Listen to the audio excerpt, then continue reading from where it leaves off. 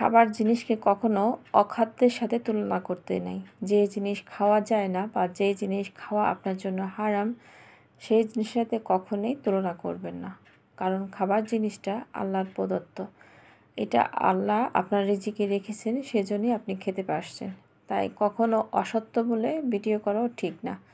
ফেসবুকে বা অনলাইন ইউটিউবে যেখানেই যাই না কেন, অনেকে এমন ভিডিও করে যাদের ভিডিও দেখলে কমেন্ট করার ইচ্ছাই থাকে না।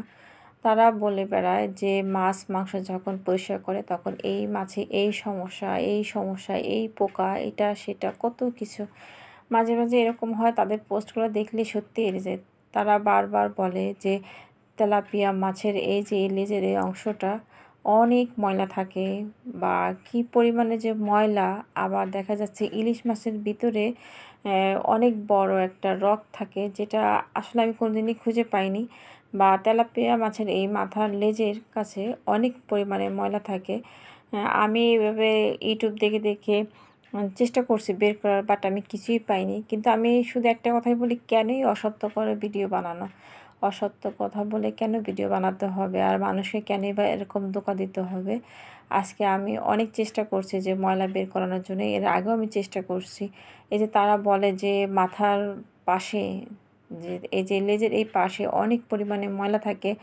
আমি তো সবসময় আগে এরকম মাছ কেটে নিয়ে আসার পরে বাসায় যখন আমি আবার এরকম নাইফ দিয়ে 4-5টা ভালোভাবে পরিষ্কার করি, যাতে মাছের কোনো আঁশ বা কিছু থাকে কি না। আর বলে যে মাছের এই মাথার পাশে, আমি ওই জিনিসটার নামও নিতে চাচ্ছি না, কারণ খাবার জিনিস তো খেতে বসলে দেখা যায় বাজে জিনিসগুলো খুব মনে পড়বে। সেই জন্য আমি এ ধরনের কোনো শব্দ উচ্চারণ করতে চাচ্ছি না। কিন্তু তাদের ভিডিওগুলো দেখলে সত্যি খুবই, মানে কি বলবো, খুবই একটা ফিল হয়। সেজন্য আমি ওই ধরনের ভিডিও দেখলে এখন থেকে এড়িয়ে যাওয়ার চেষ্টা করছি।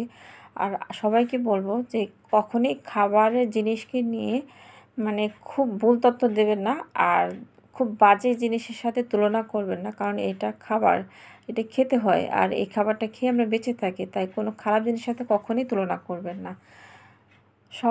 যারা এই ভিডিওগুলো বানাচ্ছেন তাদের বারবার বলছি, আপনারা প্লিজ এই ধরনের খাবারের ভিডিও করবেন না, যে খুব খারাপ তথ্য দেবেন না এবং খারাপ জিনিসের সাথে তুলনাও করবেন না। সবাইকে আল্লাহ বোঝার তৌফিক দান করুক, আর সবাই যেন এটা বোঝে। আর এটা খাবার জিনিস, যখন আমরা খেতে বসি তখন অবশ্যই সেই কথাগুলো মনে পড়লে আর কখনই খাবার খেতে পারবেন না। সবার জন্য অনেক অনেক ভালোবাসা। আল্লাহ হাফেজ।